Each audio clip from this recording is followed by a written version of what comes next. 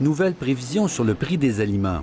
Encore une fois, on annonce une hausse importante qui pourrait atteindre 3,5 % dans certaines provinces. Pour moi, c'est moins pire parce que je vis toute seule. Mais je sais que pour les gens qui ont une famille, ça ne doit pas être évident. C'est sûr que ça se ressent quand on va faire son épicerie.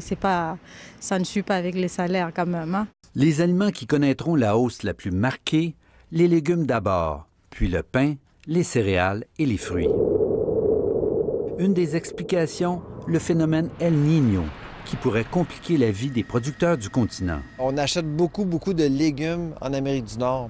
Alors, on pense que s'approvisionner de légumes des États-Unis et du Mexique, ça va être un petit peu plus difficile.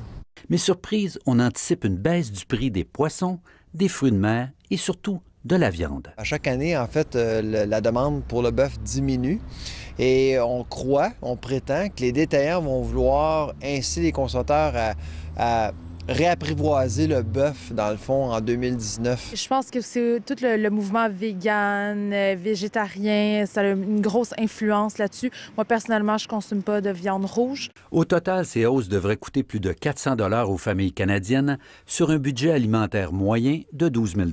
On voit l'aliment comme un bien de consommation comme les autres, alors que c'est absolument pas le cas. C'est fondamental, se nourrir, c'est essentiel à la vie.